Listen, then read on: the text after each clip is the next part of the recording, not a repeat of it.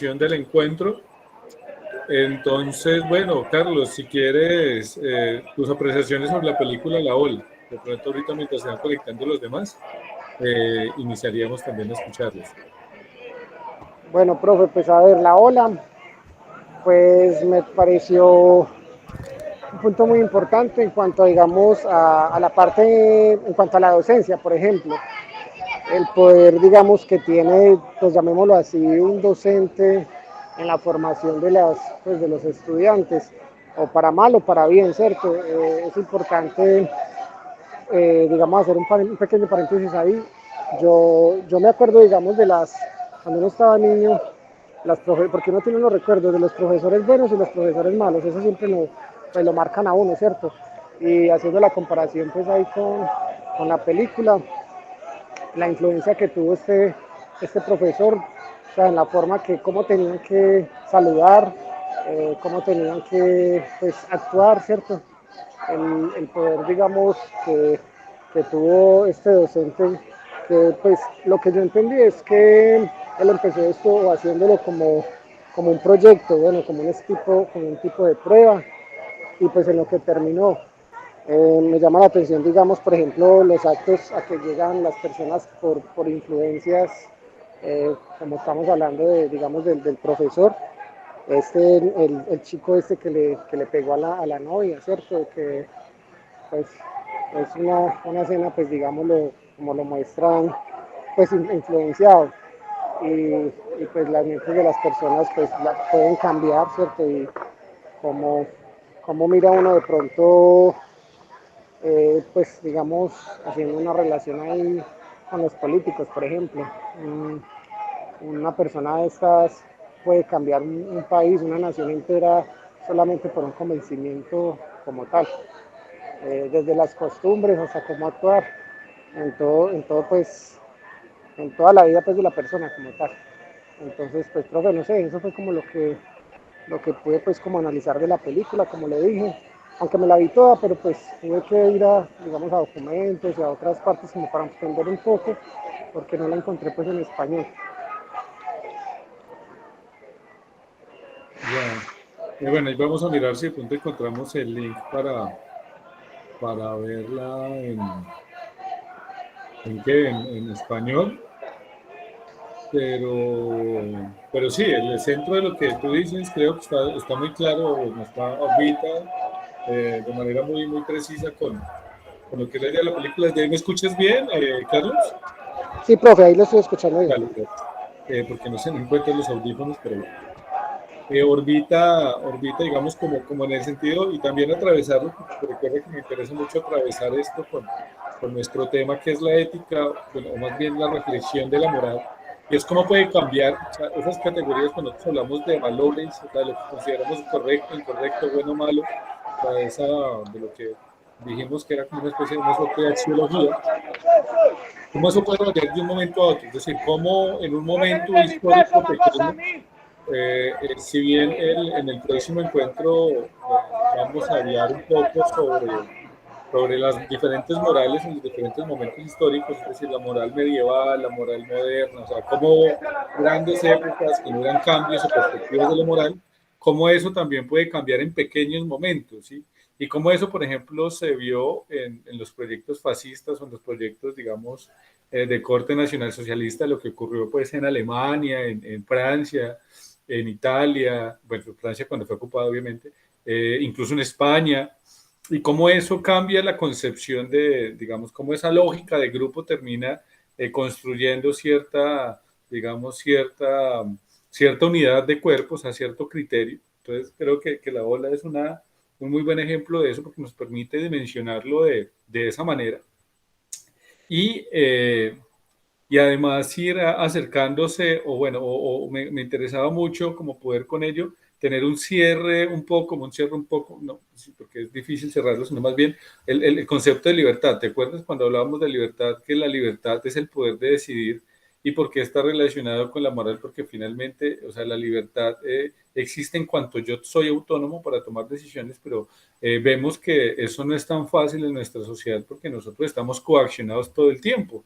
O sea, estamos coaccionados por la propaganda de diferentes matices, intencionalidades políticas.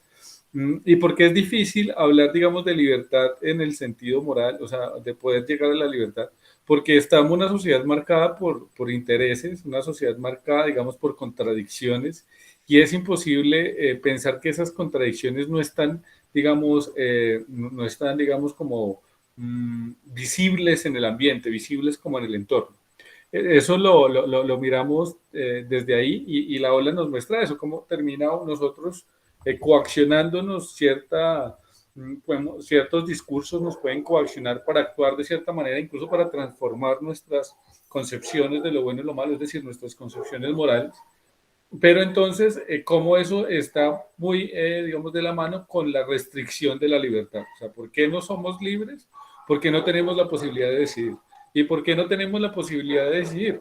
Porque estamos expuestos totalmente a discursos con intencionalidades. Es decir, no hay una si algo es bello, por ejemplo, en ciertas nuevas formas de historia y de pedagogía, es que no es que le digan a uno que sea neutral, porque el término neutral es un término tal vez muy discutido últimamente. O sea, quien te diga que es neutral casi que te está mintiendo porque es imposible ser neutral. O sea, uno tiene una carga ideológica, política, social, cultural, familiar y es imposible romper con ellos totalmente. O sea, así uno sea consciente o no, quiera o no quiera, uno tiene todas esas cargas. Es más, tenemos cargas históricas. Nosotros estamos determinados en cierta medida por el momento histórico en el que estamos, por la sociedad en la que vivimos.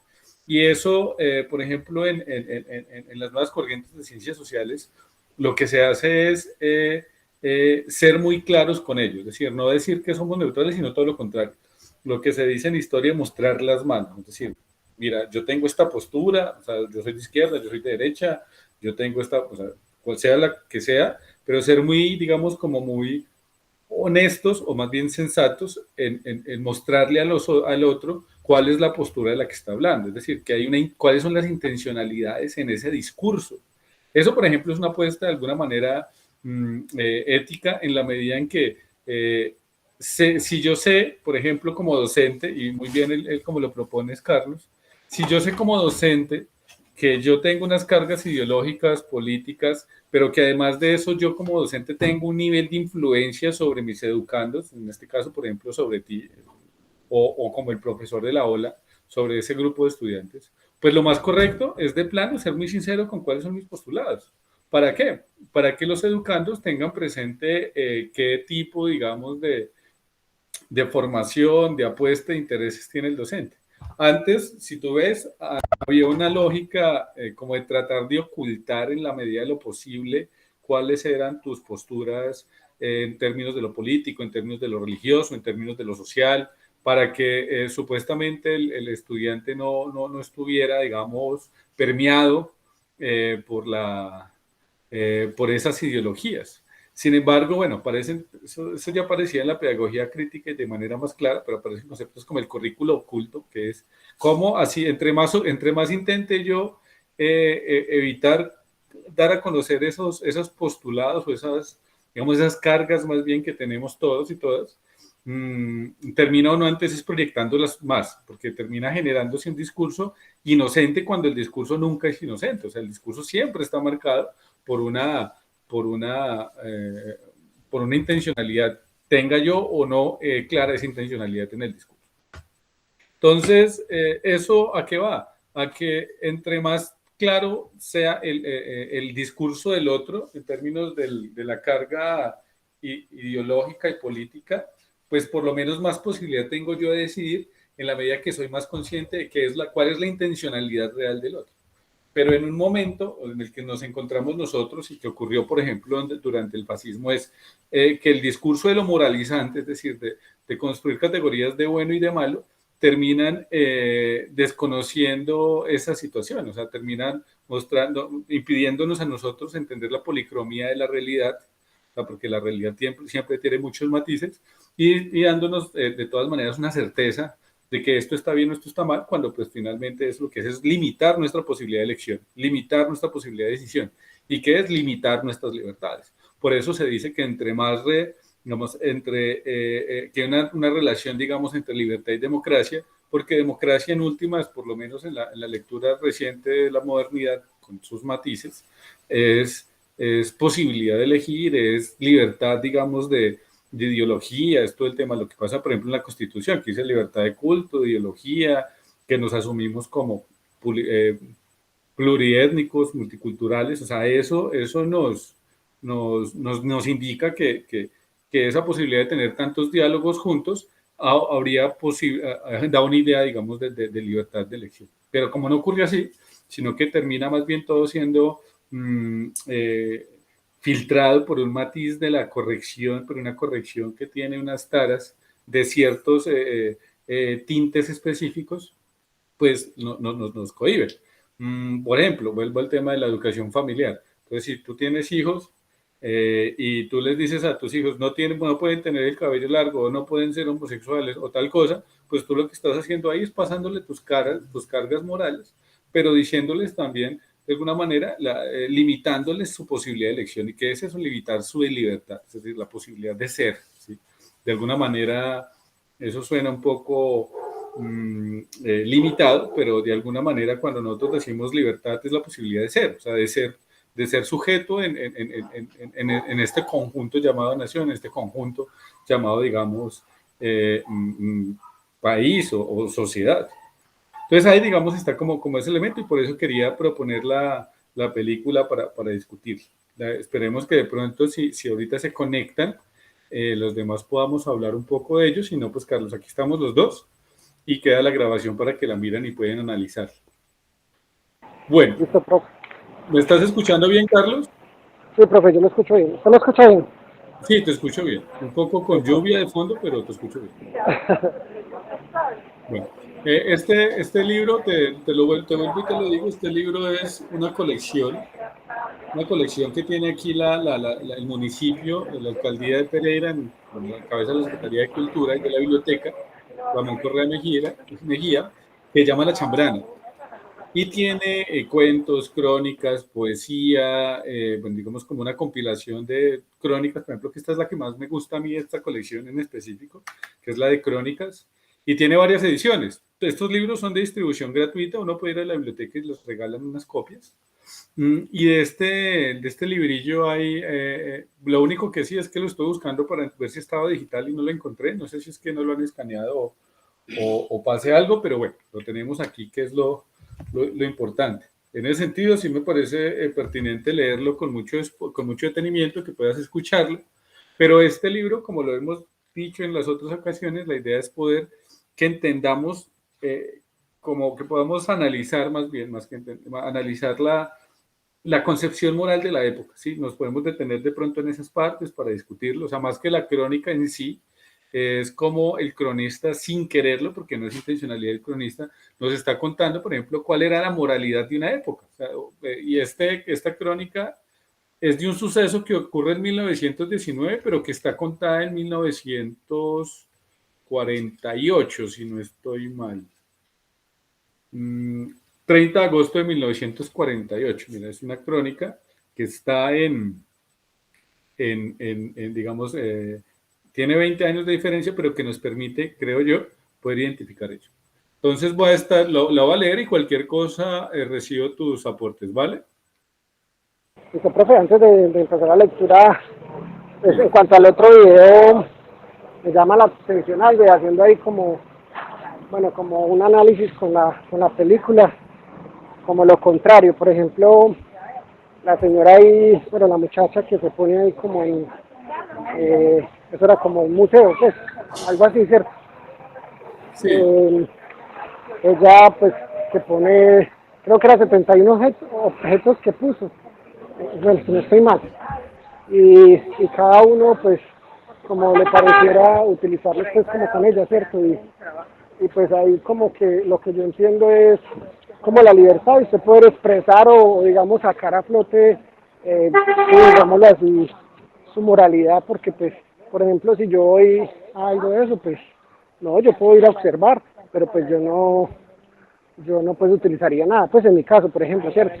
Pero pues cada día es muy, pues muy diferente, entonces es como lo contrario a lo de la película que ya habíamos hablado, pues que les imponen como tal, digamos, una ideología. Era pues eso lo que quería compartir.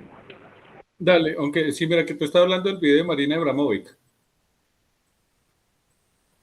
Sí, profe, Sí, ese video sí, es una exposición que tiene en un museo, una galería de arte tal vez. Pero mira cómo, por ejemplo, ahí nos plantea digamos que podría ser incluso la antítesis de la película. Me parece que estamos de acuerdo en lo que estás planteando, pero lo plantea de una manera muy curiosa y es, bueno, tampoco podía haber libertad absoluta. Es decir, el concepto de yo soy, usted puede hacerme lo que quiera, ¿no? O sea, porque finalmente la sociedad de todas maneras es un ente regulador. ¿A qué me refiero? Que siempre, en la medida en que seamos, o sea, seamos sociales, o sea, que estemos siempre conviviendo con otros, pues siempre vamos a tener cierta carga restrictiva, porque hay una relación de qué es lo libre y es ese tema de lo libre limitándose hasta cuando ataco la libertad del otro. ¿Sí? O sea, yo puedo decidir hacer lo que quiera mientras esa decisión no afecte, no afecte al otro. Entonces, mira, por ejemplo, que en ese ritmo cero, creo que ese se llama performance de Abramovic, ella nos muestra ese otro lado. Entonces, estamos cuando nos es libre, porque estamos coaccionados por un sistema que socialmente nos reprime y nos impide elegir, nos impide decidir, porque nos da unas categorías muy precisas de qué es lo correcto y qué es lo incorrecto, y uno termina enajenado, es la palabra, alienado, en esa, digamos, como esa es incluso es la teoría de las masas, ¿no? Que cuando se dice que las masas no piensan, pues porque terminan no siendo parte de un todo manipulado y maleable. ¿Sí? Esa lógica de las masas, además, por ejemplo, de esa categoría de masas es peligrosa por eso. Cuando te dices que estamos hablándole a las masas, pues estás quitándole la individualidad a las personas que hay ahí, las están volviendo un todo sin pensar, un ente casi. Pero en el caso de Ritmo Cero, la, la, la, digamos que la perspectiva es lo opuesto. ¿Sabes cómo entonces está la gente, digamos, desligada de lo que serían digamos, las limitaciones sociales? Entonces haz lo que quieras.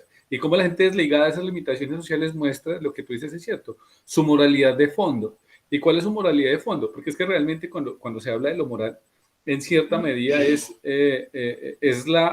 como si asume directamente lo que es bueno o malo independientemente de lo legal. ¿No? Pues lo habíamos hablado en la sesión anterior, no lo voy a repetir.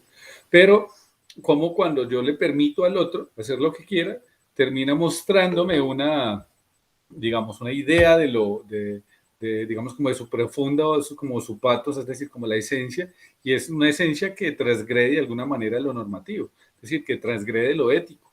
Y esa es digamos, como que la otra forma. O sea, hay una sociedad totalmente controlada, es negativa, pero una sociedad totalmente libre también en el sentido, digamos, no tan, un sentido más bien muy heterodoxo de la palabra.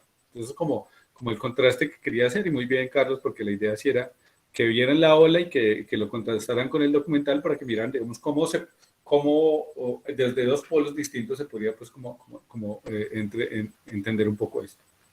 Pero bueno, vamos ahora sí con la lectura de la crónica, Carlos. listo, profe. Dale, dale. Yo Entonces, creo por ahí. dime, Carlos. No, que por ahí está entrando el compañero Daniel. Listo. Esta crónica, entonces, como te digo, es una crónica muy famosa que se llama El crimen del músico Rafael Sanín. Voy a leerlo muy despacio, tratando de tener la mejor entonación posible y ir construyendo, ojo, hablemoslo en clave de la moralidad de la época, o sea, cómo desde el cronista podemos entender ciertas categorías ahí morales que nos puedan dar cuenta del cambio que hemos tenido, o sea, cómo leemos hoy 2021 algunas cosas que él dice en 1948 y cómo eso nos muestra que la sociedad cambia y ese cambio también da cuenta de cambios morales que entre más tiempo se supone que hay más distancia de ello, pero que cortos periodos de la humanidad, como la generación de dictaduras o de gobiernos, digamos, de ciertos extremos en lo político y lo ideológico, pueden hacer eso también de manera mucho más brusca, que es lo que estamos viendo, por ejemplo, con todo este tema del extremismo islámico, que no es el Islam, que es diferente, en Afganistán. Entonces, bueno. Buenas noches, profe. Buenas noches. Profe, qué pena haber entrado tan tarde, pero es que por mi trabajo sí tuve que entrar un poquito tardecito, pero ya. Dale, no te preocupes, no, ya estábamos ¿qué? En la parte de análisis de la película con Carlos, de la ola. ¿La pudiste ver, Leonela? No, profe. No, bueno. Entonces voy a leer esta crónica, que es lo que les había dicho ya en los otros encuentros, que es la muerte del músico Sí. Rafael Sanit, y vamos a tratar de mirar un poco cómo hay esa distancia moral de lo que nos dice el cronista que considera, digamos, bueno o malo, cómo eso genera prejuicios también, cómo genera, digamos, como ciertos estigmas, y qué estamos leyendo hoy sobre eso. ¿Listo? No Bueno, creo que profe. lo alcancemos a leer hoy todo, porque tenemos que dar un espacio pequeño también para mirar cómo vamos a hacer la evaluación, aunque me preocupa que faltan muchos. Y ahí miramos. Listo. Dice así.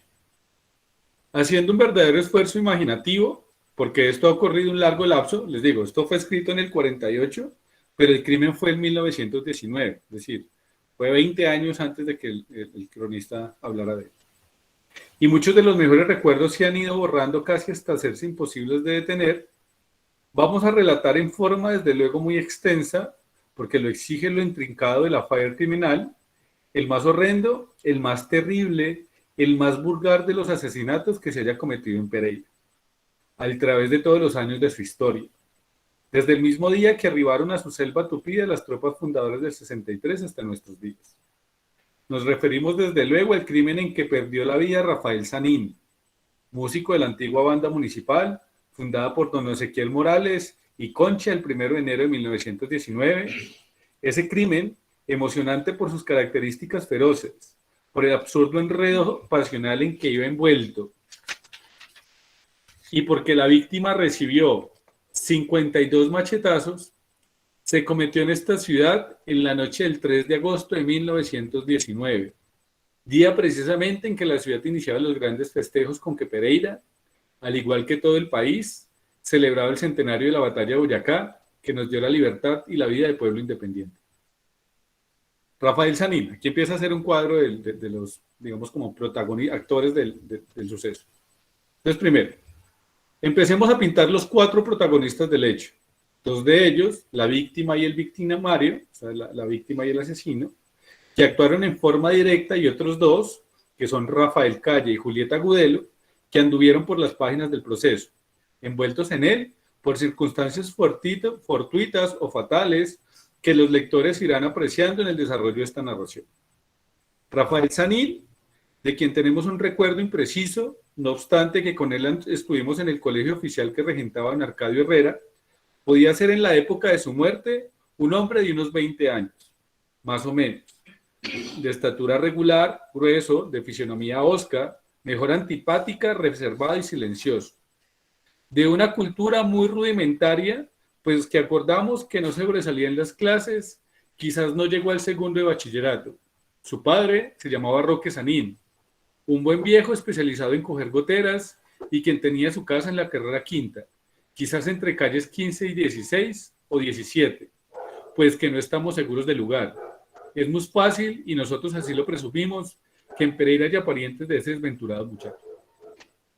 Listo, entonces aquí miren un primer cuadro de Rafael Sanín, y fíjense cómo en la descripción ya hay cargas morales, o sea, ya está diciendo que no era muy inteligente, o sea, que tenía una cultura muy rudimentaria, y por ejemplo, miren que ahí hay una cosa muy curiosa, y es que directamente él está asociando la cultura a la educación, es decir, no era muy inteligente porque no terminó el bachillerato. Eso, por ejemplo, hoy se ha ido desvirtuando un poco, porque ahora en el tema de reconocer los diferentes saberes, pues que yo no tenga el primario, que sea analfabeto en un caso, no me hace totalmente, digamos, torpe o tonto, sino que me genera reconocimiento en otros campos, ¿no? Y eso es algo que aquí está muy marcado. ¿Nos queda claro esto? ¿Nos quedó claro el cuadro aquí de Rafael Sanín? Sí, profe.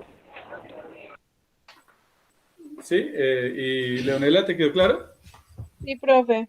Listo. Ahora vamos con Floro León y ojo acá, que aquí ya empiezan a mostrarnos unas ideas de lo moral muy precisas. Entonces, por favor, mucha atención a la descripción de Floro León. Dice así, este era el nombre del fatídico y aterrador personaje que en este relato desempeña el terrible papel de asesino.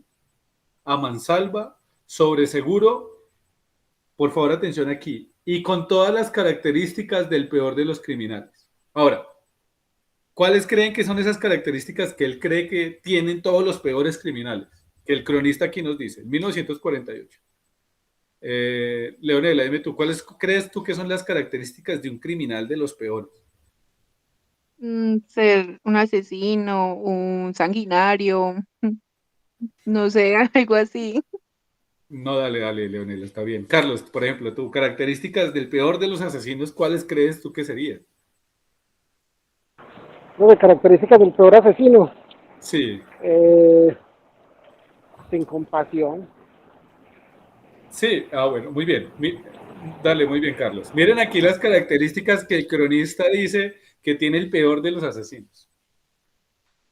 Bajo de cuerpo, es decir, pequeño. O sea, los peores asesinos son chiquitos, dice el cronista. Delgado, moreno, dice. Siempre vestido de blanco, descalzo, amanerado, de una psiquis endiablada, producto de una rudimentaria educación, si acaso la tuvo, o de su propia vida de aventurero incorregible y poseído de terribles vicios, a consecuencia de los cuales se vio envuelto en este proceso pavoroso. Entonces, fíjense que aquí está diciendo que el peor de los criminales es pobre, negro y gay. O sea, esta es la lectura de qué es ser un gran delincuente de este cronista. Y si nos miramos aquí, lo que está haciendo es un estereotipo, ¿sí? Un estereotipo de qué, bueno, eso, y miren, ¿por qué es eso? Porque no estudió, o sea, es un pelado que es tan malo que no tuvo educación, como si aquí no conociéramos asesinos que tienen posgrados, o que son millonarios, o que son blancos, ¿sí? O que son altos. Entonces, mira aquí por eso les quería traer esta crónica, porque miren, y esta crónica es muy seria, o sea, él no lo está diciendo en juego, esto no es ficción, o sea, por eso me parece interesante este tipo de relatos, porque no nos está contando como un cuento, sino que lo está contando como algo que concibe como cierto. Y si lo concibe con tanta seguridad, es porque finalmente, de fondo, hay una lectura social sobre que esto es así. No sé si Leonela o Carlos quieren aportar algo sobre esta parte, por ejemplo.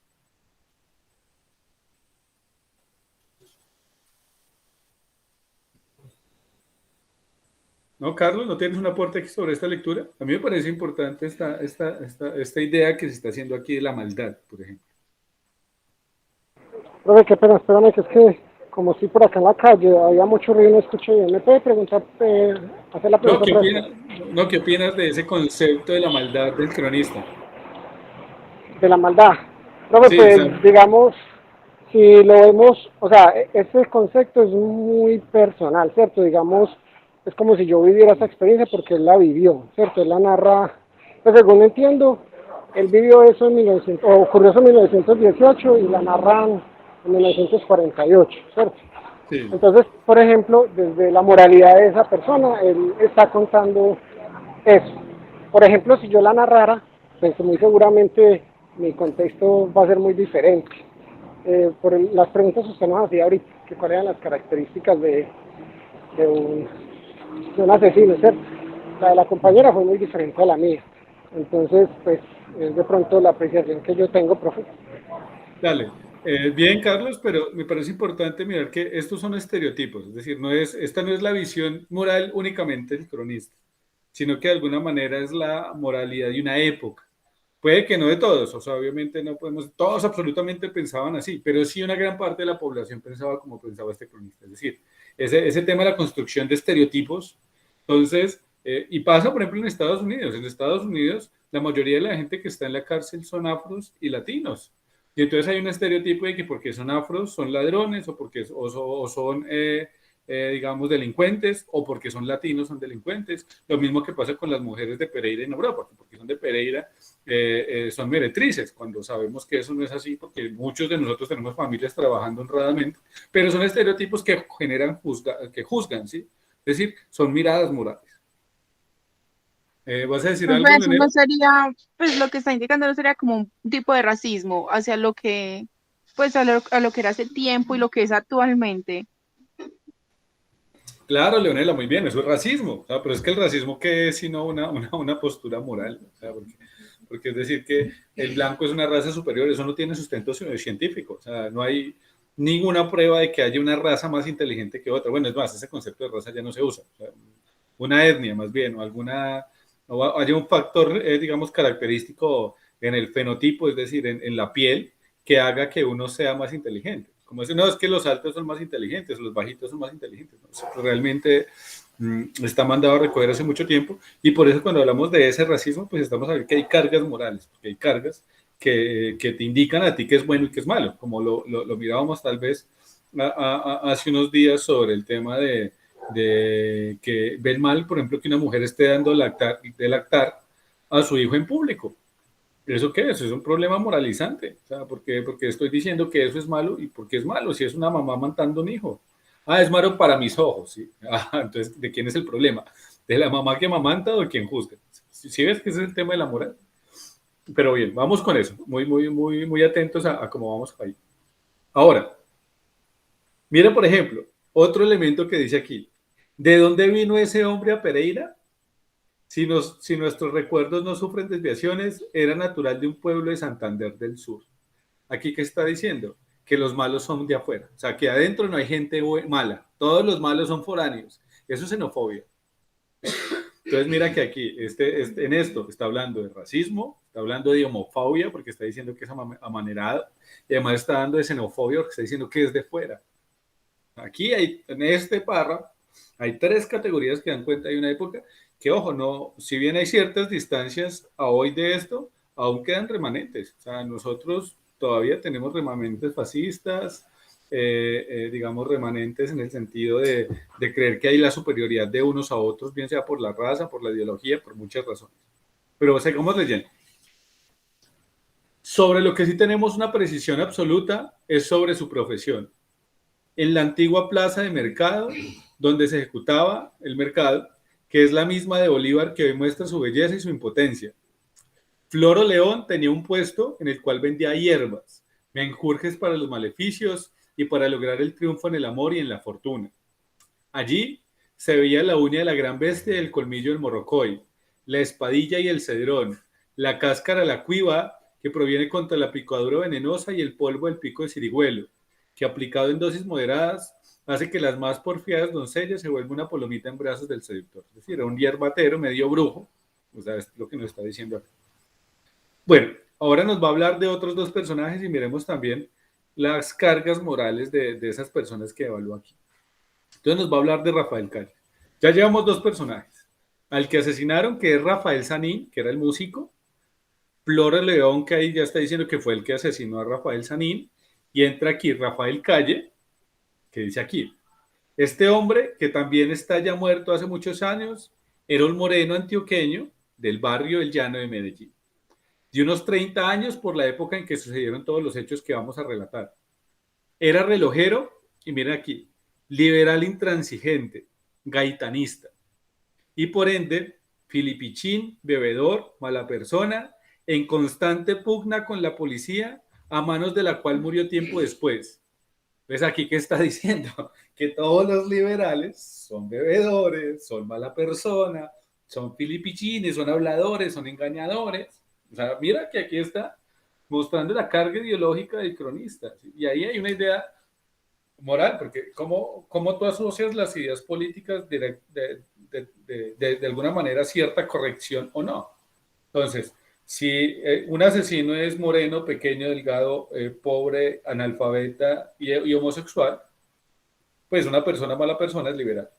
¿Qué nos está diciendo además? Que el cronista es conservador. O sea, independientemente de que él no diga nada del Partido Conservador, pues uno ya dice, este señor tiene una lectura de todo, por lo menos una lectura de la sociedad conservadora de la época. ¿Sí? Entonces, miren pues a mí la verdad, este tema, mirarlo sí me parece muy interesante. No sé si lo estén disfrutando, pero ojalá les guste el ejercicio. Usaba sombrero canotier, que era de rigor en aquellos lejanos tiempos. Tenía un reloj de pulsera, no obstante que apenas comenzaba este dije a imponerse. Un bigotico chaplinesco, que no hitleriano, porque Hitler aún no había aparecido en las páginas de la historia universal. Durante muchos años tuvo su taller de relojería y arreglo de máquinas pequeñas en los bajos del edificio rojo, por allí en donde yo soy la droguería Castaño, o unos pasos más arriba, en donde ya funciona la ferretería El Bremen.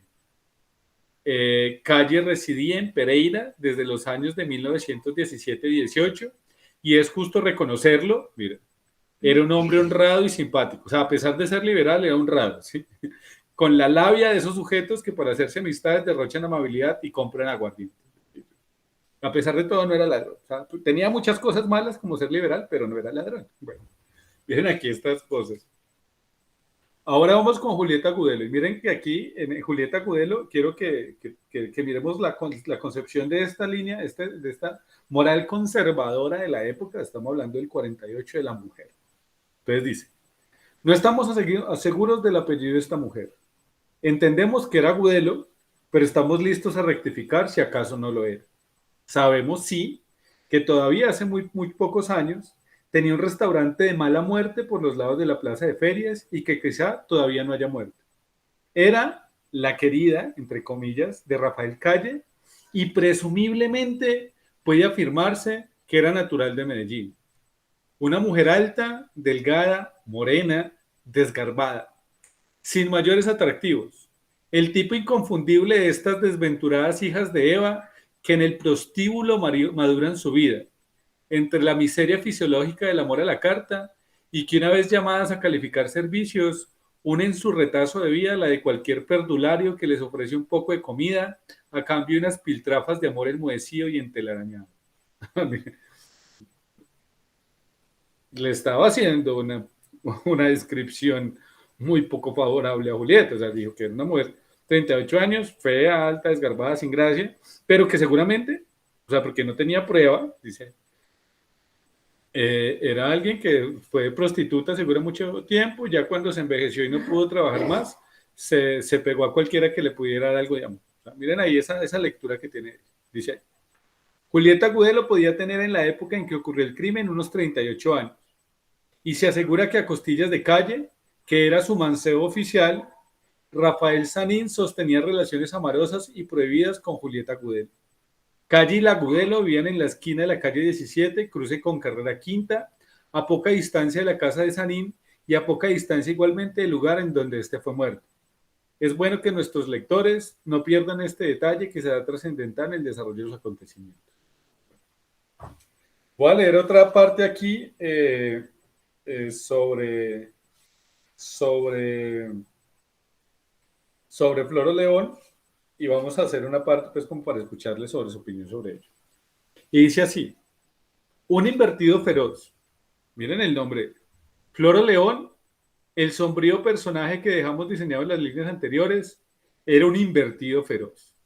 Pertenecía a ese grupo de homosexuales entucadores que abundan en este tiempo y que abundan hoy, ya que las degeneraciones orgánicas continúan siendo patrimonio de esta pobre humanidad, tan recargada de malas pasiones, como de ellas el gurú el inmortal autor de Los Miserables. León acostumbraba a hacerse amistades con muchachos a los que dirigía epístolas burdamente escritas, dándole citas para el único teatro que había en aquel entonces, el Olimpia, que estaba donde funciona hoy el Caldas, carrera octava, cruce con calle 18. También hacía sus conquistas sobre la base de darles a sus presuntos relacionados los monicongos y los filtros milagrosos que vendía en su sitio de la plaza de mercado. Sobre un viejo encerado y en el lado norte de la misma, al frente precisamente de la notaría primera, en donde por aquellas épocas tenía su consultorio médico el doctor José Gaitán Hurtado. Floro León, desde el momento en que conoció a Rafael Sanín, concibió por esto una bárbara pasión, que no hallaba sosiego y que se acrecentaba más y más a medida que Sanín la explotaba y lo despreciaba.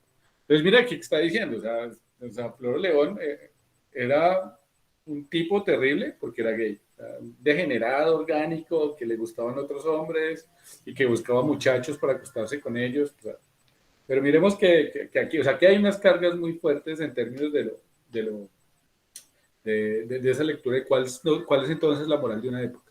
Y quiero que lo tengamos muy claro ahora, porque cuando miramos, por ejemplo, el tema de la moral medieval, miremos la moral moderna, en el próximo encuentro, en la semana 7, podamos, bueno, y el tema de la moral en términos de hoy, en el sentido de la globalización, es decir, cómo las nuevas relaciones con el mundo nos cambian nuestro sentido de lo moral, que de alguna manera ser conservador es muy difícil hoy, en la medida en que estamos expuestos a muchas formas de ser.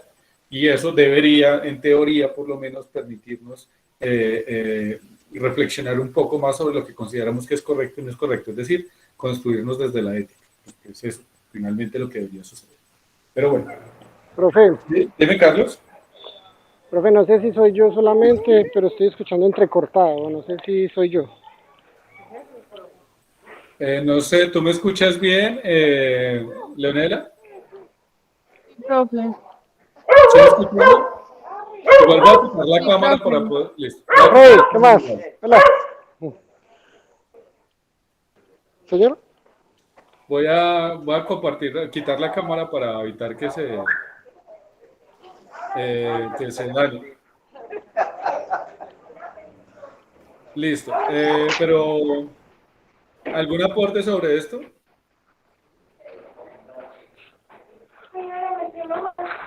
Profe, Dime, Leonela.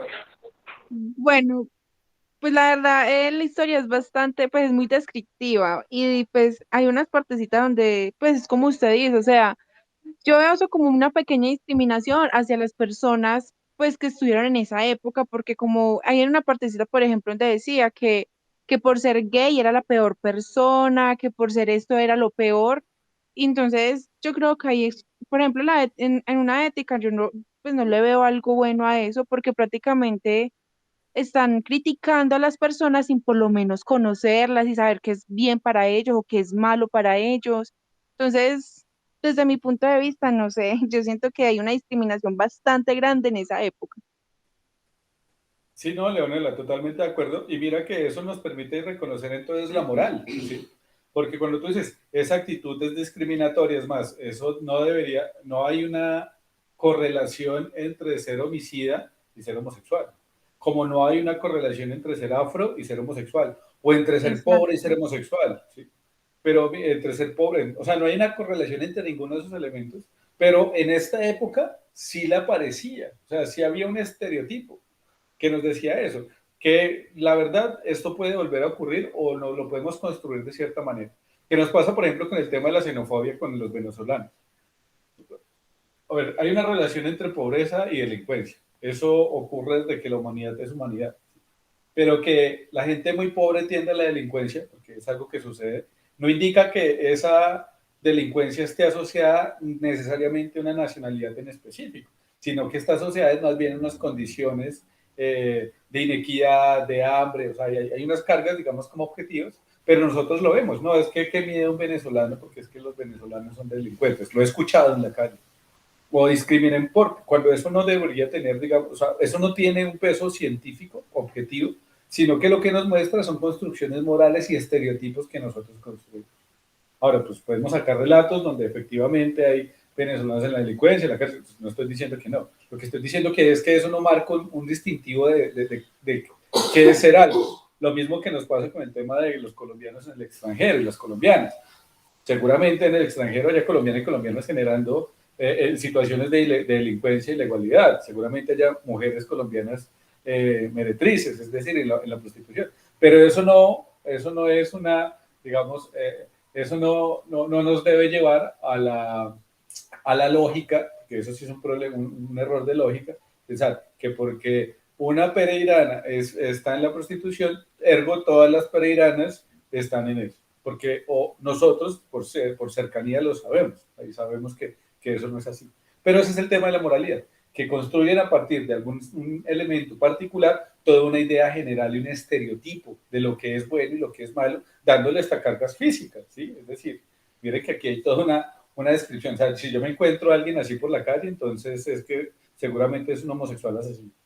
Y es increíble porque este relato, vuelvo, es crónica, o sea, esto no es un cuento, esto está concebido como algo que es cierto y es la verdad para quien lo escribió, que además ya sabemos que tiene una mentalidad conservadora. Bueno, sí, ya vamos a leer por lo menos hasta la parte del crimen, creo yo que ahí podríamos leer. Carlos, ¿no? Dale, te escucho. Profe, pues bueno, como dice la compañera que es muy descriptivo, pero aparte de eso también va como mucho al detalle. Por ejemplo, me llama la atención en el homicidio cuando pues describe o narra inclusive la cantidad de machetazos que le pegaron que le dieron al pues a la persona que mataron. Y empezando también con la otra narración, cuenta pues como en las condiciones pues que la mujer, ¿cierto? La describe totalmente. Entonces, pues nada, solamente quería hacer como ese aporte.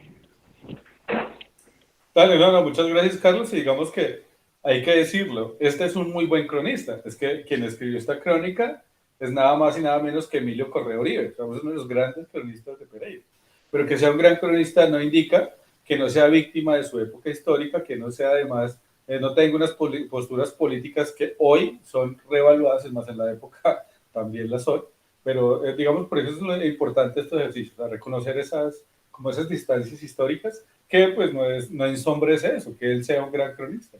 Y leerlo es entretenido. De hecho, yo he hecho este ejercicio en espacios académicos con grandes y ha sido como agradable por ese tema de la descripción. Pero bueno, vamos a continuar. Dice así, fiestas centenarias. Pereira celebró en forma pomposísima el primer centenario de la batalla de Boyacá. Ya hemos escrito que esa conmemoración se inició el domingo 4 de agosto y ahora agregamos que ella duró hasta el 10 del mismo mes, día en el cual, con unos buenos discursos de Arcesio Masuera Arango y Nacianceno Arias, se puso término a la gran exposición industrial agrícola y artística que fue abierta en la casa propiedad de Germán Bell, en donde hoy funciona la oficina telegráfica, esquina de la Plaza de Bolívar con carrera octava, cruce con calle 20. Les cuento que yo he hecho el rastreo de los lugares que describen acá y en otras crónicas. Me parece bonito esa cartografía. Por fuera de esa exposición en la que se admiraron verdaderas maravillas tales como una mata de arracacha de un tamaño digno de Ripley y bellísimas pinturas de don Francisco Espina, don Juan C. Soto, la señorita Ana Torres Plata y doña Carlina Alvaláez de Gómez, hubo muchos otros grandes números.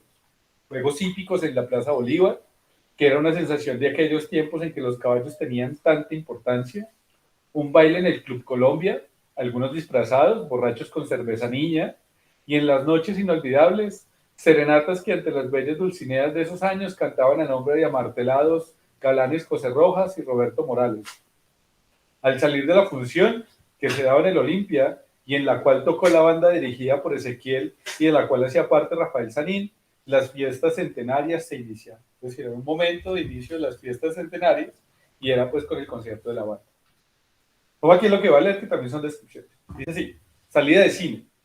Dejamos a Rafael Sanín, la víctima del espantoso crimen de la calle 17, en el Teatro Olimpia, en donde la banda de músicos de que él hacía parte tocaba el espectáculo. Quizás no sea completamente inoportuno recordar ahora que los espectáculos de cine mudo se amenizaban por medio de las piezas de la banda y que era gracioso, por decirlo menos, la forma como los profesores de la pelleja municipal acondicionaban ciertas conocidas melodías al desarrollo de la película. Como si lo estuviéramos viendo y han pasado tantos años, ahora recordamos que en los momentos de que el guapo rescataba a la muchacha de manos de los bandidos, se tocaban cosas alegres como Zacatecas o como Bergerac. Y si por desgracia la muchacha moría, especialmente cuando la película era de aquella inmortal Francisca Bertini, gloria del cine italiano, entonces la banda deshojaba oro y plata, un sentido vals. Cuando no era que se profanaba Mater Dolosa, que también se tocaba el sábado santo, cuando Nuestra Señora en medio del infinito dolor de su soledad va por esas calles toda cubierta de negro y con unos lagrimones en las mejillas que invitan también a llorar. La función concluyó y Rafael Sanín salió del cine. La puerta por donde salían los músicos daba a la calle 18, más o menos en donde queda hoy la entrada del edificio de las Hermanas Mejía. Dicen las leyendas, y así hay declaraciones en el proceso, de que Floro León también estaba en esa función y salió por la misma puerta que era la que daba a la galería. Ambos tomaron la calle 18 hacia la carrera séptima y luego hacia la sexta. Después del edificio de 3 pisos, en donde hoy funciona el Savoy, había grandes extensiones desiertas. Una que otra casa, algunos higuerillales y mucha oscuridad. Entonces, ¿qué está diciendo aquí? Que el músico Rafael Sanín tocó en la banda, que la banda, como en esa época era cine mudo, hacía la banda sonora de las películas que se transmitían en ese momento, que apenas terminó la presentación salió a su casa y que hay testigos que vieron a Flor de León seguirlo esa misma noche. Y pues solo estamos con cosas de contexto. Vamos acá, dice. Una declaración. Una de las más importantes declaraciones de cuantas figuran en el proceso fue la del abogado y apreciado ciudadano don José Marco Campuzano, quien fue persona apreciadísima en Pereira. Decía esa declaración que estaba dando él en su casa, había visto pasar después de la función a un músico de la banda y seguido muy de cerca por un sujeto bajito de vestido blanco. Coincidió al firmado con la afiliación de los dos personajes centrales. Pero antes es bueno que recordemos que Flor de León vivía en una pieza destartalada y mugrosa en los bajos de la casa de don Joaquín Ángel, también en la calle 18. Allí, aquel sombrío y bárbaro espécimen de la peor calaña tenía un dormitorio con costales viejos y con pedazos de periódicos. ¿Estuvo este hombre en su pieza antes de seguir detrás de Sanín? No recordamos precisamente si este importante detalle figura en el proceso. Quizás sí, quizás no. Aquí dice, partida de Tute. Dice, en la casa de Rafael Sanín, en la casa de Rafael Calle y de Julieta Gudelo, en donde estos vivían solos, ambos jugaban tute en aquella noche de tragedia. Rafael Sanín permaneció en esa casa desde la hora de la salida de cine hasta cuando fue al recoveco sombrío en donde perdió la vida. Al día siguiente, cuando las autoridades sobraron, encontraron en la sala de la casa de Calle una mesa tendida con un tapete, un naipe mugriento, 3 asientos y 3 puestos que indicaban que igual número de personas habían jugado con este tute. También se encontraron frijoles y granos de maíz que suelen servir como fichas para llevar las cuentas en ese juego tan usado por nuestras gentes pobres. Había allí igualmente unas botellas de cervezas macha y unos residuos, colillas, mejor dicho, de tabacos ordinarios y de cigarrillos. Excelsos de 3 estrellas. ¿Hasta qué horas anduvo allí el desgraciado músico de la banda municipal? ¿Salió acompañado solo? Al llegar a esta esquina 17 con quinta, ¿qué rumbo tomó Flor de León? Fueron todos estos interrogantes los que tocó descifrar a la justicia, la que si es verdad que abundó en comprobación contra el asesino, jamás pudo desentrañar mucho de lo que la noche pavorosa de agosto encerró entre el misterio de su silencio y de sus tinieblas. Bueno, aquí vamos para el crimen, y a ustedes que les gusta el tema de la descripción, vamos a leer cómo lo describe entonces nuestro amigo. Voy a tratar de prender la cámara para ampliar la voz. Dice así. A las 6:30 de la mañana del domingo 4 de agosto, un muchacho que iba a traer la vaca para su casa encontró un poco adentro del callejón que no era en ese entonces calle, entre una charca de sangre formada entre varias piedras, un hombre espantosamente despedazado a machete. Ese cadáver era el del músico Rafael Sanín y presentaba 52 machetazos, casi todos de carácter mortal. Tenía la cabeza medio desprendida del cuerpo, pues se había intentado decapitarlo. En la misma cabeza presentaba más de 5 heridas, por muchas de las cuales aparecían los sesos. Sobre el tórax tenía 10 o 12 heridas, algunas de las cuales permitían verle el corazón. El estómago dejaba ver los intestinos. Los brazos eran como un tronco de plátano en el que un muchacho ensayara un machete nuevo. Las piernas tenían tantas heridas que quizá no había un trayecto de 5 centímetros que no hubiera sido alcanzado por el filo del machete bárbaro. Finalmente, como una profanación estúpida que demostraba a las claras la ruindad del alma depravada de aquel grosero invertido, con su arma llegó hasta las partes generatrices de su víctima y después de cercenarla, las colocó entre la boca del muerto. Este fue el espectáculo macabro, terrible, pavoroso que presentaba ese crimen cometido en la calle 17, entre carreras tercera y cuarta, al pie de la puerta de golpe, que daba entrada a una manga propiedad de don Bernardo Restrepo, y precisamente quien encontró ese cadáver fue el entonces niño Jorge Restrepo Ochoa, años más tarde alcalde de la ciudad, jefe de la Policía Departamental de Caldas y ciudadano destacado de Pereira.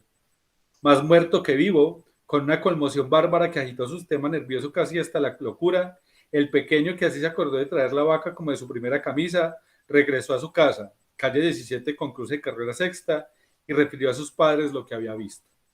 ¿Qué tal esta parte? Quiero escucharles. Dale, Carlos. Pues, profe, pues uno lo escuchaba, digamos, narrarlo y, por ejemplo, uno trata de irse a esa escena y, pues, no, tremenda la descripción como tal, pues como ¿cómo se dice? Bueno, no sé cómo llamarlo, digamos, la falta de compasión, como lo que decía yo ahora, pues, o sea, una cosa es uno meterle un machetazo a alguien, por ejemplo, y ya se sabe que con ese machetazo quedó ahí, y como ese crimen con esa sevicia, es que, pues, no, tremendo, pues uno se imagina de pronto en la descripción que hace el narrador, esa persona ahí despedazada.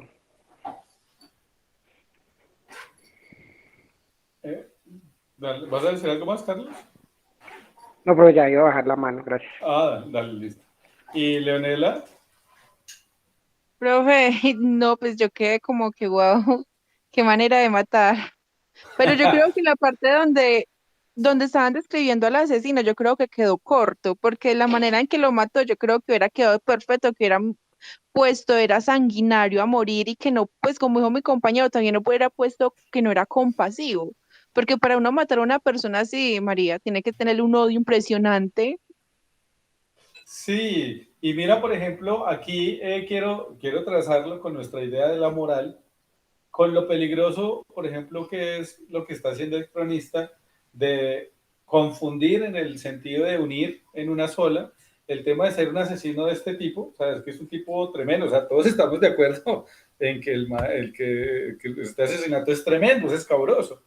Pero, por ejemplo, decir que eso es que eso es porque era negro, o sea, porque era chiquito, pues porque era moreno más bien, porque era analfabeta, porque era yerbatero, porque era homosexual, de alguna manera nos genera un estereotipo tremendo y terrible, porque entonces, lo que tú dices, Leonel, en vez de haber dicho al principio en una descripción de él, en decir que era sanguinario, que era mal habido, que tenía un problema mental, que era, pues, o sea, lo que era alguien ruin, despiadado, nefando, no sé. Lo que hace es decir, no, es que tenía las características, pequeño, delgado, negro, descalzo, homosexual. O sea, mira que eso, al quien leía esto, o sea, imagínate, este cronista era muy popular, a quienes leían esto en la época, esa imagen, ese estereotipo que se estaba construyendo.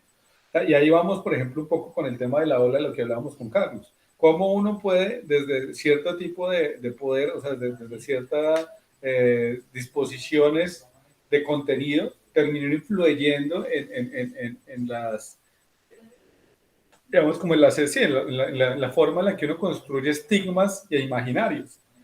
Y aquí en eso está digamos, la prueba de esto, ¿sí? No les había dicho, estas crónicas todas salían en el periódico El Diario, o sea, esto era lo que salía en el periódico, que en esa época, pues cuando no había televisión, digamos, o no era popular, pues lo que sucedía, lo que significaba es que esto lo leía muchísima gente, era difusión, digamos, como que masiva.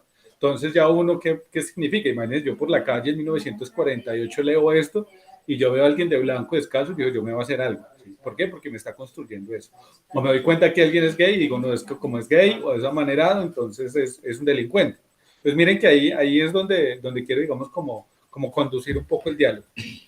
Más allá, obviamente, de la gran calidad de descripción que tiene, de que uno lo lee y casi que se hace un cuadro perfecto de esta escena escabrosa, pero no perder, digamos, como el eje central de esto, es que en esta clase de ética es cómo podemos entender esa visión de lo moral de la época a través de las voces de este cronista. Pero vamos a continuar con la historia para no dejarla cortada. La autoridad.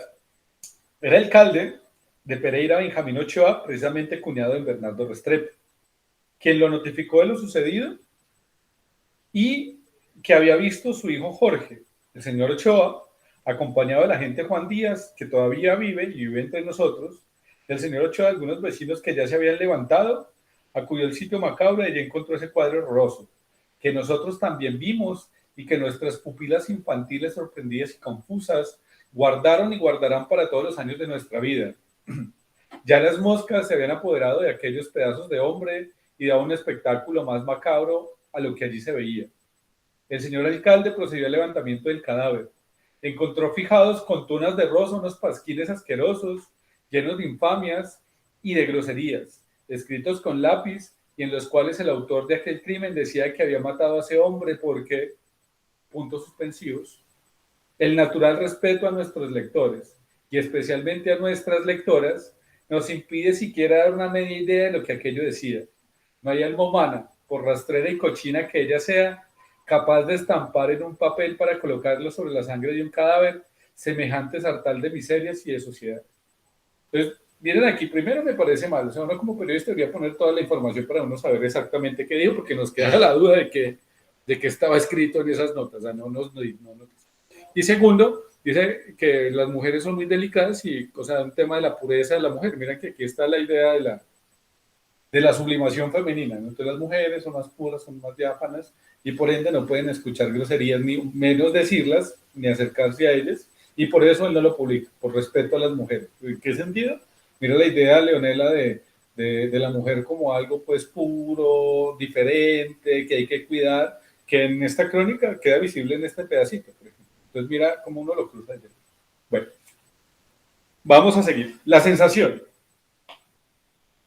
Iba anunciándose la mañana y naturalmente en el entonces pequeño y estrecho poblado se iban conociendo detalles de aquel asesinato pavoroso, que había ocurrido seguramente en las horas de la madrugada y que tenía como víctima a un buen muchacho, muy conocido en la ciudad, perteneciente a familias pobres pero honestas y del cual no aparecía hasta el momento autor responsable. Fíjate, todo muerto es bueno. Bueno, al principio dijo que era poco ilustrado, que no había terminado el bachillerato, pero cuando murió, no, o sea, era un buen muchacho, no le hacía nada a nadie, tal cual. Pero eran sabidas las relaciones amistosas o amorosas que existían entre Julieta Agudelo y el músico. Además, este había muerto por la misma calle en donde tenía su casa aquella mujer, y eso resultaba sospechoso. El propio señor alcalde detuvo horas más tarde a Rafael Calle y a su amante. Fue el señor Ochoa en persona quien encontró sobre la mesa turbulenta el naipe mugriento, los granos de frisol y de maíz, las 3 botellas vacías y los puchos de cigarrillos y tabacos. Los 2 personajes fueron conducidos a la cárcel ya que funcionaba en el sitio que hoy ocupa, carrera Sexta Cruce con calle 20. Un detalle providencial. Flores León había matado de 52 machetazos a Rafael Sanín y una vez cometido su horrendo delito emprendió la huida desde la ciudad. La captura. Entonces aquí miremos esta parte, dice así. Sobre una tarima desvencijada y sucia, una especie de parihuela vieja y maloliente, fueron colocados los pedazos del cadáver de Rafael Sanín en un patio que tenía la cárcel, hacia la calle 21 por la carrera Sexta, precisamente en donde hoy funciona la guardia de la policía. La curiosidad de las gentes en aquella mañana dominical puede decirse que no tenía sosiego.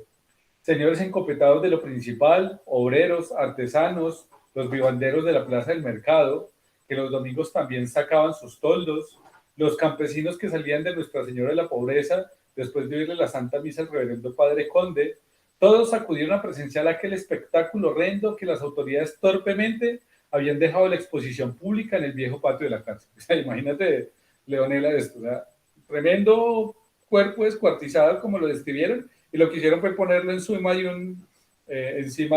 una tarima para que todo el mundo fuera a verlo. Ese amarillismo.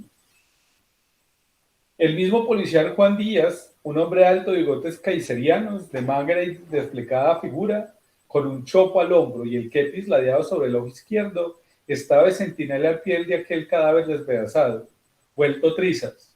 De entre las muchas gentes que lo reconocían, se oyó de pronto un detalle salido de la voz de un montañero de tierra fría que le decía a su compañero: Ole, ¿no te acuerdas de este hombre que vimos esta mañana en la quebrada de Yarumal y que estaba ensangrentado? Ole, sí, respondió el otro. Más muerto que vivo, ese hombre se estaba como lavando la sangre. Entonces, alguien que venía de tierra fría, que es lo que hoy conocemos, digamos, como Altagracia para arriba, iban 2 campesinos bajando y en la quebrada de Yarumal, que es el Barbas Bremen hoy, vieron a alguien lavándose sangre. Entonces vamos a leer esta otra parte. Dice así la huía. Flores León cometió su horrendo crimen, despedazando a machete al muchacho Sanín que se había convertido para él en una verdadera obsesión pasional y emprendió la huida. Amparado por la sombra de la madrugada y por la absoluta falta de policía de aquellos tiempos, Pereira tenía 25 agentes cuando más. Por la misma calle 17, sin cruzar hacia ninguna otra, llegó hasta la que entonces era la Plaza de Ferias, hoy Parque La Herrera. Torció luego por la hoy Carrera 13 hasta tomar el barrio de San Jerónimo y por este salió al antiguo camino del Quindío.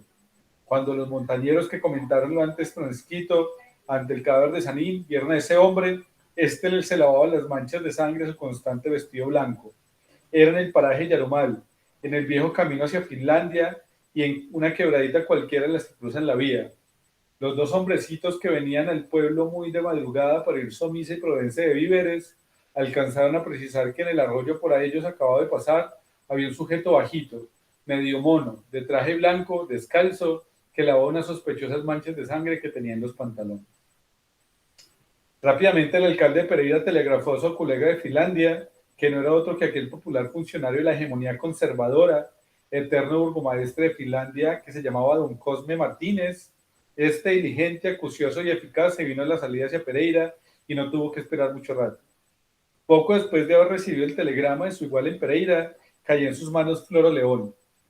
No puso resistencia. Con los ojos bajos, tembloroso, sin decir una palabra, siguió a quien le había echado el guante y pocos momentos después estaba en la inmunda cárcel de Finlandia.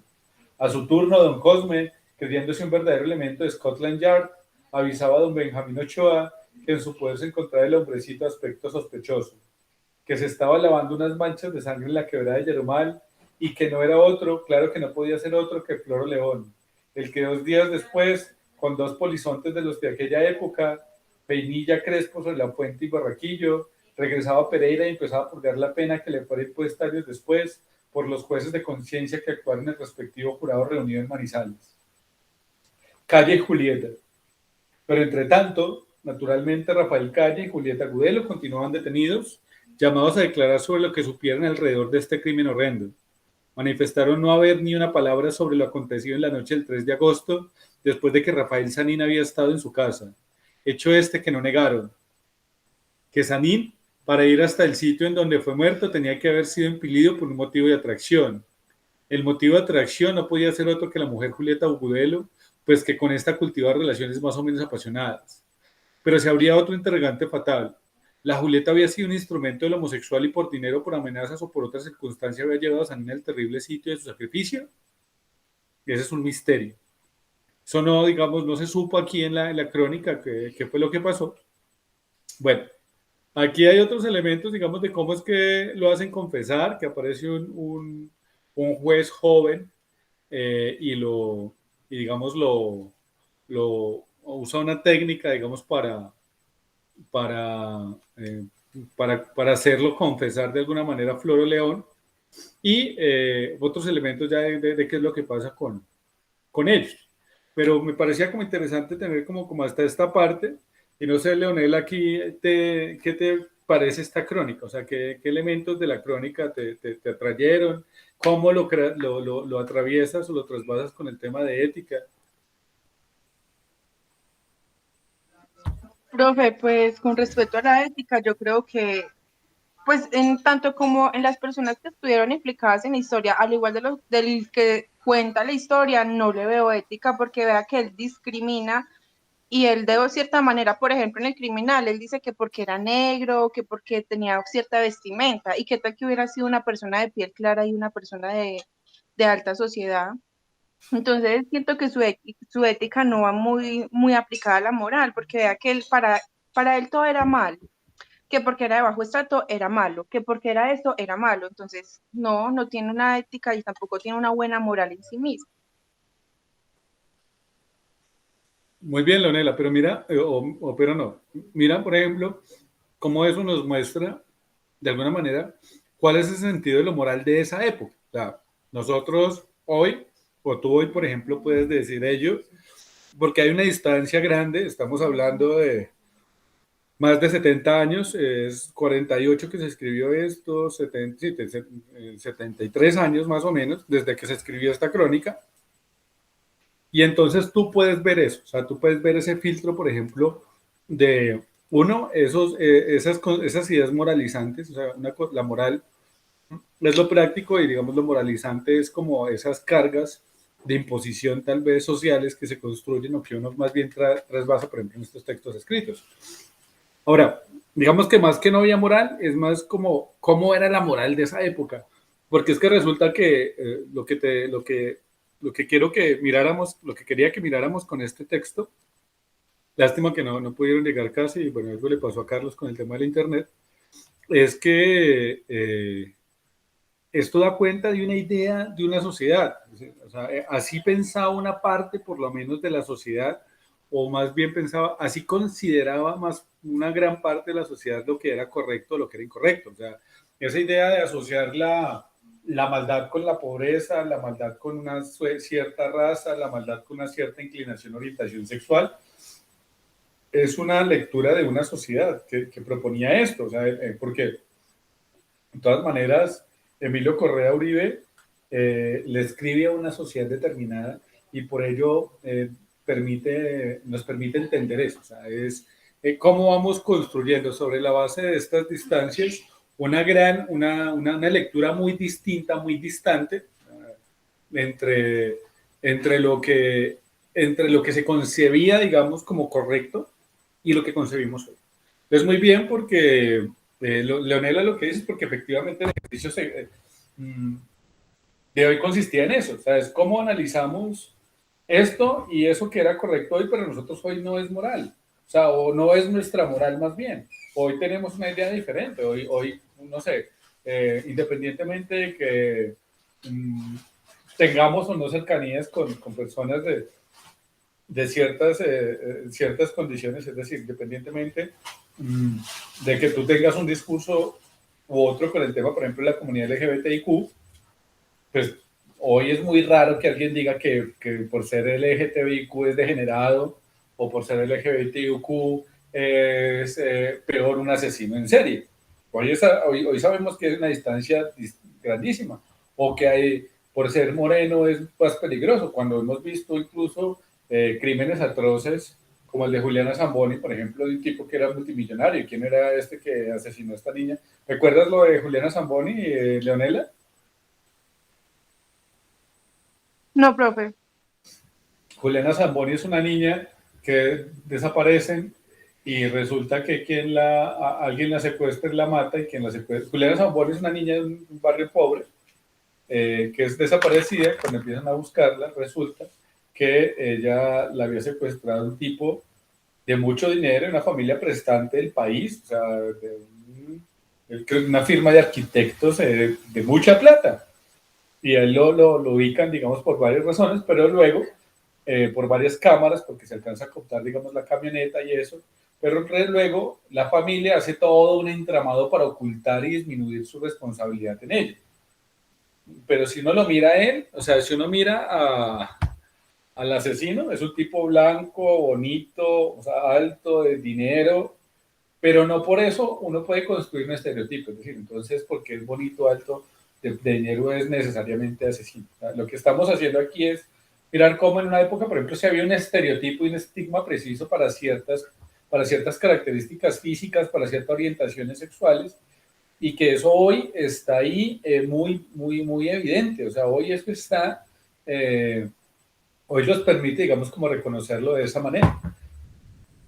Sería bueno, por ejemplo, Leonela, no sé, que uno a veces hable con sus abuelos y les pregunte esos temas para ver ellos cómo miran eso hoy.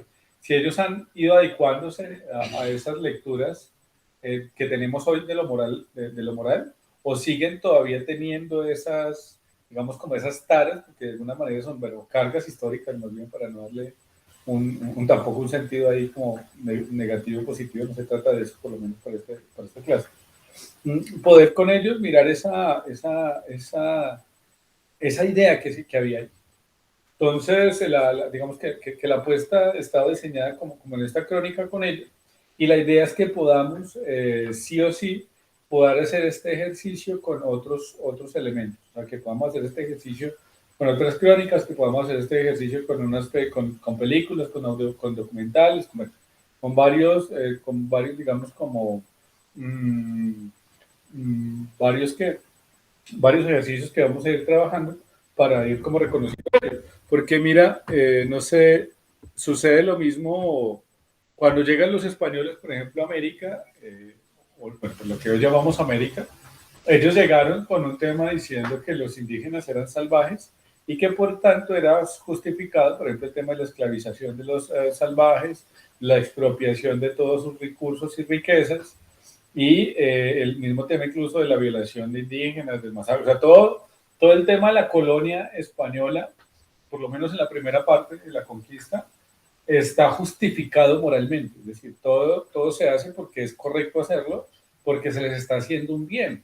¿Y cuál es el bien? Por ejemplo, que los pueblos indígenas que estaban aquí eran salvajes y que necesitaban ser civilizados. ¿Y quiénes eran quienes traían esa civilización?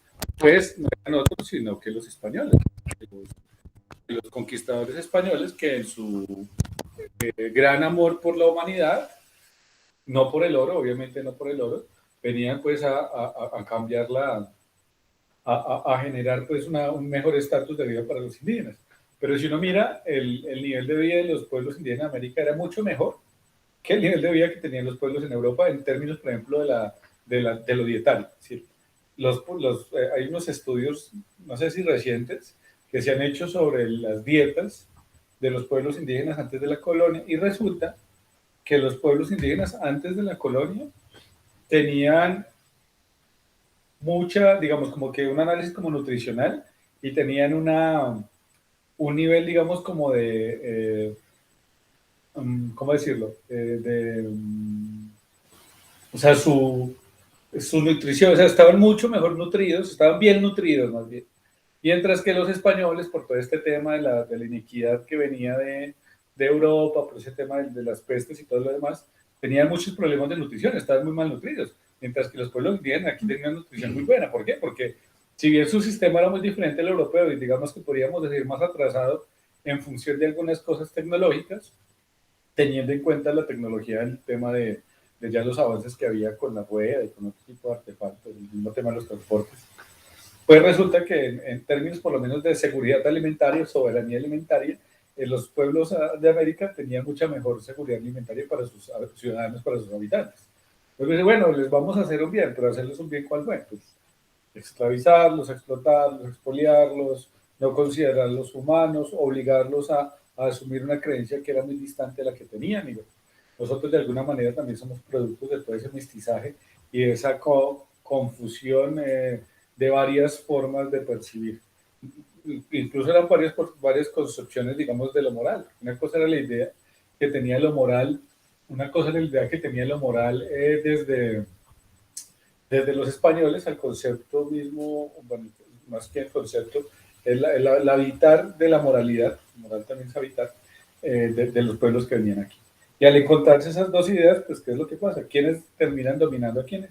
Pues el poderío de las armas. O sea, quienes tenían las armas más avanzadas, fueron los que terminaron dominando ellos. Y de ahí también viene lo que, cuando nosotros hablamos de moral, siempre la moral se concibe como algo positivo. ¿Qué significa?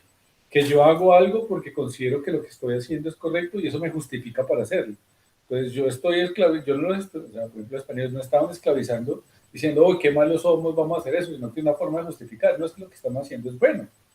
Cuando se genera todo el tema, por ejemplo, de la esclavitud de los pueblos africanos para traerlos como mano de oro para América, se concebía como moral correctamente hacerlo, para venderlos, tratarlos, y ¿qué se hacía? No es que ellos no son tan cultos como nosotros, por eso pueden ser vendidos, ¿sí? Y eso da cuenta de una moral determinada y una época determinada, que cuando en el encuentro en que hablemos de los diferentes momentos de la moral, vamos a hablar de eso.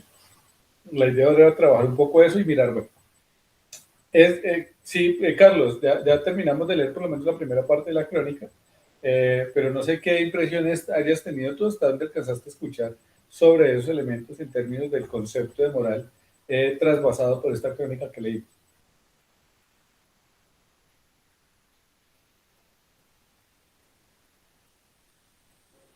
Profe, no, pues yo estaba o estuve hasta que estaba haciendo la descripción de creo que era una tercera lectura que se estaba dando. Sí, creo que era la tercera lectura que se estaba haciendo, sino que se me cayó el internet, me acabaron los datos, entonces ya llegué a la casa.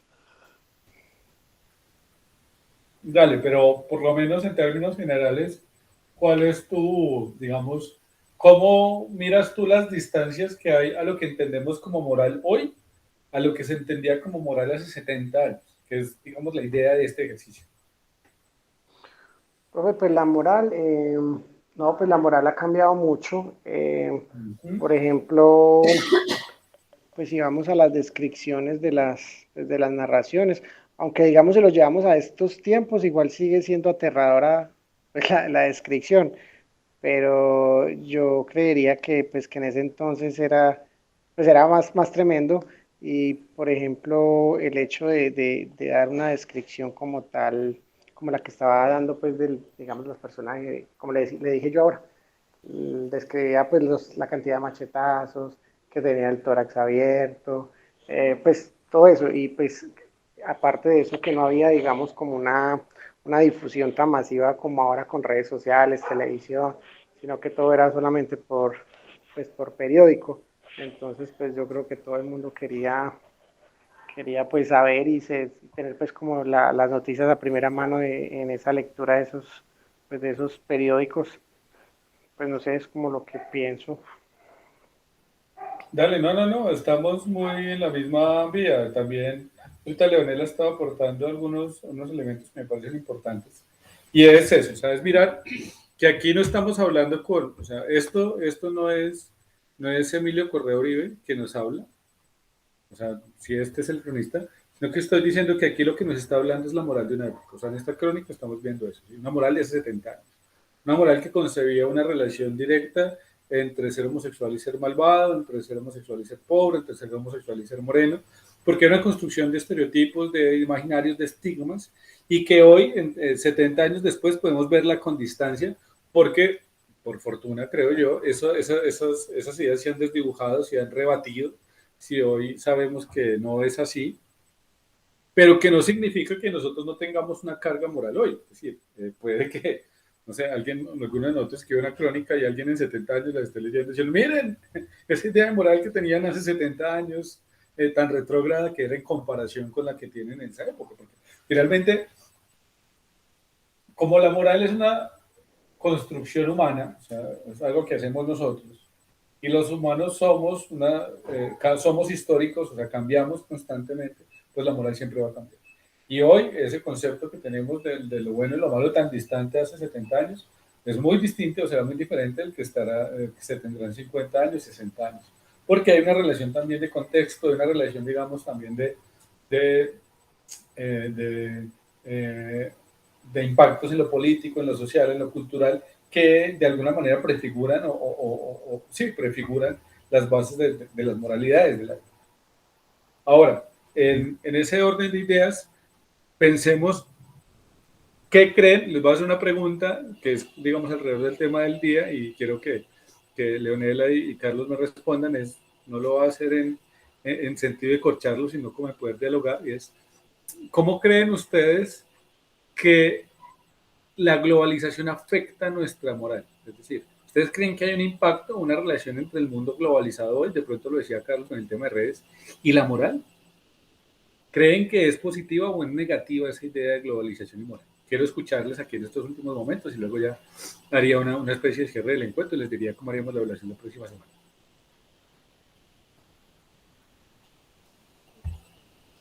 Profe, de cierta manera, sí hay un pequeño cambio, pero yo creo que eso ya depende de cada persona. Por ejemplo, como usted lo indica, o sea, para algunas personas puede ser bien y para otras puede ser malo, pero yo creo que puede ser más las personas que piensen que está bien, porque pues como es la moral, nadie tiene derecho a decir si esto está bien o está mal, porque es su propia moral, y si esa persona se siente cómoda haciéndola y piensa que está bien lo que hace, o sea, no podemos juzgarlo, como hay otras personas que obviamente lo van a hacer y van a decir, no, es que eso está mal, eso no se puede hacer, esto y lo otro. Pues yo siento que eso ya depende de las costumbres de cada persona. Dale, muchas gracias, Leonela, por tu aporte. Le escuchamos a Carlos y trato de retroalimentar un poco lo que dice. Carlos.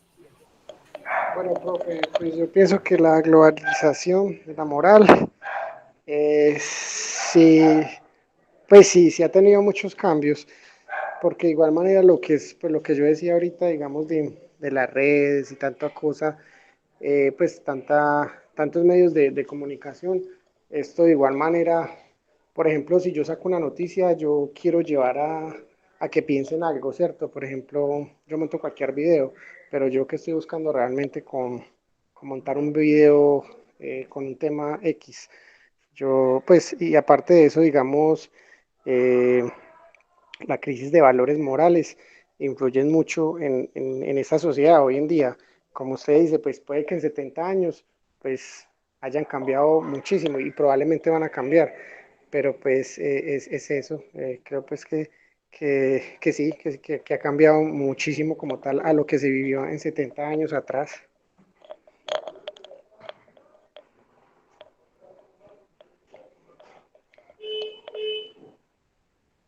Listo, muchas gracias Carlos y Leonela por los aportes. Quiero enmarcar un poco como esta conversación, más bien este diálogo que hemos tenido, cerrando el tema de la globalización de esta manera. Hay algunos elementos, digamos, positivos si nosotros entendiéramos la globalización como a veces se nos muestra, que es en el sentido de la posibilidad de conocer y contactarnos con otras culturas, con todas las culturas, digamos, que tenemos hoy como globos. ¿Sí? En ese sentido, puedes reconocer, por ejemplo, que hay una idea diferente de lo moral desde lo ético de los musulmanes o de diferentes continentes como los africanos, los australianos. Poder eso enriquece nuestra moral y, digamos, y genera una reflexión desde la ética. ¿Por qué? Porque entonces me permite ver que la idea que yo tengo de bueno o malo no es la única, sino que hay otras construcciones y eso amplía mi idea, digamos, de lo correcto y lo incorrecto. Entonces, la posibilidad, por ejemplo, el mismo tema de la religión. O sea, todas las religiones tienen unas estructuras morales, de hecho, básicamente son eso. Y el ver que hay otras religiones con otras propuestas de lo moral permite a mí, uno, una reflexión ética, porque entonces me permite discutir con mi moral, ¿sí? Y dos, entender al otro. Entonces, construir otro debate. Entonces, miren que ahí hay libertad, porque hay un ejercicio de entenderla, o sea, de poder ver las formas, los condicionamientos del otro, pero también permite entender eso, mis propios condicionamientos. Y ahí entonces estoy entendiendo que entre más conozca mis condicionamientos, más fácil puedo saber qué tanto puedo decir o no. Porque conozco cuáles son los hilos que me atan, ¿sí? Los hilos familiares, culturales, sociales, económicos, políticos. Al yo reconocerlos, pues digo, así que yo estoy con estas cargas, significa que yo decido de esta forma. Este tema es tal vez un poco complejo, pero de alguna manera, cuando entendemos la globalización así, es positiva. O sea, hablar positiva, sí, digamos que es importante. Sin embargo, el problema es que la globalización que tenemos hoy no es esa globalización. La globalización que tenemos hoy es una globalización basada sobre todo en el tema de lo mercantil y de lo económico. Y es una globalización que ha llegado a un punto digamos, de deterioro del ser humano, que ya todos somos mercancía, entonces ya todo se vende y todo se compra. Y miren que ya el tema de lo no comprable, o sea, el tema de qué cosas, cuando uno dice cosas que no tienen valor, cada vez es más reducido, ya todo tiene valor, las personas tienen valor, te compro tu tiempo. O sea, ya hay un tipo, digamos, de disminución como tal de la humanidad y ese tema de convertirnos en mercancía está configurando formas morales, que eso es grave. Porque si nos consideran nosotros como objetos, como posibles mercancías que se pueden, digamos, vender o cambiar o truequear, llámese tiempo, llámese, no sé, el tema incluso de estos nuevos negocios que están surgiendo, que entiendo que la gente deba participar de ellos, pues termina de alguna manera desdibujando el sujeto. Y desdibujar el sujeto es volver de alguna manera a lo que decíamos, por ejemplo, con el tema de lo que pasaba con la colonia española, con los indígenas, con los esclavos, que los volvían mercancía y como tal era una forma de perder la posibilidad de entenderle como sujetos con valores, ¿sí? Porque hoy el valor es directamente, es más, piensen que cuando uno habla de valor ya no piensa casi en el valor moral, sino exclusivamente en el valor monetario. Y ahí hay unas cosas tremendas, porque entonces cuando se prioriza el mercado, es decir, el dinero y la riqueza por encima del otro, estamos en un tema de pérdida de libertades, estamos en un momento de, digamos, de crímenes atroces. O sea, podríamos ver documentales, aunque eso los trabajamos un poco en otros seminarios, donde otra vez están en casi procesos de esclavitud. ¿De esclavitud por qué? Por ganar recursos, por vender, y negocios como el chocolate, negocios como el aguacate, o sea, no, ni hablemos del narcotráfico, llevan a degradaciones del sujeto. ¿Y por qué llevan a degradaciones del sujeto? Porque es que no estamos hablando de una globalización en el sentido cultural, que es lo que creo que todos queremos, sino una globalización únicamente en el sentido del mercado. ¿Y qué hace esa globalización pensando eso en el mercado? Expoliar, o sea, sacar la mayor cantidad de recursos posibles por encima de quien esté, o usando a quien tenga que usar para poder conseguir eso, para acceder a esa riqueza. Que vamos, por ejemplo, un poco a la categoría que planteaba el Sac, que es un escritor francés del siglo XIX, que dice que detrás de toda riqueza hay un crimen. Y como estamos en un momento donde lo único que importa es la riqueza, lo que estamos hablando es un momento donde se están cometiendo muchos crímenes y una moralidad del dinero que significa que si me hace rico no importa la forma. Y eso es un discurso moral. Me voy a enriquecer a costa de lo que sea. Y miren que ya entonces no importa lo otro, no importa si lo ataco, si lo exploto 20 horas diarias, no importa si lo esclavizo. O sea, ahí hay unas configuraciones de lo que nos está imprimiendo esa forma de globalización no sana y que está muy relacionado con el tema de la inequidad social, el tema de la pobreza, el tema de la miseria, el tema de la pérdida incluso de la calidad de vida nuestra por estar sujetos a ese imperio del mercado. Entonces, ese tema no hay que perderlo de vista. O sea, lo que decía Carlos y lo que tú dices, Leonela, obviamente nosotros tenemos una moral individual, pero esa moral individual no es excluyente de la moral colectiva, es parte de. Que tenemos matices y diferencias, por supuesto, porque somos individuos, y como individuos tenemos siempre algunas características que nos identifican. Pero en términos reales, en el sentido un poco de lo que decía Carlos ahorita con el documental de Marina Abramovac, de cuando pongo al otro sin ponerle muros de lo normativo, pues termina pasando por encima de. Y como ahorita lo que importa es el dinero, entonces ¿cómo paso por encima del otro? Sin importarme, sin importarme nada más. ¿Qué es lo que lo justifica? O sea, ¿cuál es la moral de esta globalización del dinero? Lo justificas porque me estoy haciendo rico. No, pero es que estás poniendo a trabajar a tantos 20 horas seguidas. Es justificable porque estoy generando riqueza y estoy generando trabajo. Y se busca cómo justificar ello, ¿sí? Y sin hablar directamente de la violencia, del tema de otros puntos ahí, otras cargas que me parecen un poco difíciles de leer, pero que están ahí muy presentes sobre. Bueno, esa era la idea de lo que quería hablarles un poco para este encuentro de hoy. No quiero tampoco como agotarles, además, lamentablemente estamos en un grupo muy pequeño. Hubiese querido que nos acompañaran los demás participantes, pero bueno. Vamos a proponer entonces cómo hacer la evaluación para la próxima semana. En el acuerdo inicial teníamos hacer una evaluación por formulario de Google Docs, que yo ya la tengo diseñada, nos encontraríamos a las 6:30, les pasaría la evaluación para que ustedes la respondieran, tendrían 2 horas para eso, incluso a las 8:30, entre 8:30 y 9, les revisaría las evaluaciones y les pasaría la nota de una vez para no dejarnos atrasar con ello. Me decía Carlos, o bueno, habíamos hablado de la posibilidad de mantener esta segunda evaluación también con exposiciones, pero sí me parece importante ponerlo a discusión de este grupo, por lo menos de los que estamos, y ya los demás, pues bueno, que terminen como asumiendo la decisión que tengamos aquí. No sé qué opinas, Carlos, no sé qué opina Leonela, y sobre eso definimos. Pues, A profe, mí no me sé si la... gustaría la exposición. Listo, Leonela. Carlos, ¿qué dices? Profe, ¿qué opciones hay? ¿Exposición o en el formato, cierto? Formulario Google Docs, sí. No, una exposición está bien. Sí, igual recuerden que yo, pues, la evaluación tampoco, pues, es, pues, tan estricta, sino más bien cualitativa, más bien de análisis. Pero si quieren exposición, vale, o sea, lo podemos hacer. Ahora, como tenemos un tema que quiero que debemos trabajar también para la semana, entonces atravesémoslo. Cada uno expone, por ejemplo, uno que exponga la moral feudal, o sea, la moral medieval, no sé quién de los dos quiere exponer ella. Si quieres, yo lo hago. Listo, entonces tú expones, Carlos, sobre el tema del concepto de la moral medieval. Ahí en la plataforma, en el libro está, ¿sí? Y tú, Leonela, ¿qué te parece si expones la moral de la modernidad?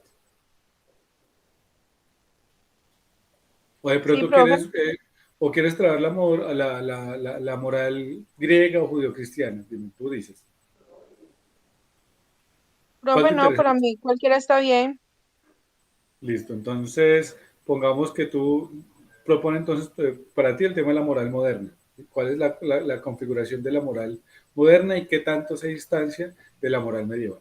¿Vale? Listo. Sí. Listo, entonces tendríamos eso para la exposición. Les recuerdo, serían exposiciones, digamos, entre 10 y 15 minutos. Por favor, diapositivas o por lo menos mucha coherencia con el tema. Ahí hay mucho material que se puede trabajar, incluso hay documentales, hay películas que plantean un poco ello, pueden usarlo y servirse de eso para trabajarlo. Vamos también avanzando, y bueno, quienes, quienes falten, pues ahorita en el grupo más bien pongo ello para organizar las demás, las exposiciones que faltan, que faltarían dos personas más para proponerles tema de exposición. ¿Les parece? Listo, profe, de una. Listo. Entonces, bueno, son las 8:18. No me gusta cerrar las clases tan temprano. No sé si quieren decir algo ahí, pues por lo menos sobre este tema, alguna duda que tengan sobre la exposición. Ah, profe, yo creo que esos temas son muy extensos. Yo creo que material es lo que tenemos. Listo, dale, listo, listo. Entonces, no, hagamos una cosa. Si quieren, cerremos ya. Ahí hay unos materiales que pues les voy a proponer también para la próxima clase y más bien guardemos estos minuticos para si nos extendemos la próxima sesión, porque como yo tengo que dar esos temas, entonces ustedes exponen y yo les complemento todo el tema, para que no sea solo exposición, sino poder ir dando como elementos de análisis para que todos tengamos una idea muy completa sobre esto. ¿Les parece? Acá está, ya iba a arrancar para... Dime, Carlos. Ah, no, profe, qué pena. Acá diciéndole a mi esposa que la perrita escuchó pólvora y ya iba a arrancar a correr. Ah, claro, claro. Dale. Pobrecitos, eso les afecta muchísimo. No, y eso es más nervioso. Sí, no, no, no, ese tema de los perritos y la pólvora es de mucho cuidado. Pero bueno, entonces voy a detener el encuentro de hoy y si algo nos vemos entonces de hoy en 8 días, ¿les parece? Listo, profe, muchas Bueno, gracias. profe, feliz No, noche. muchas gracias a ustedes.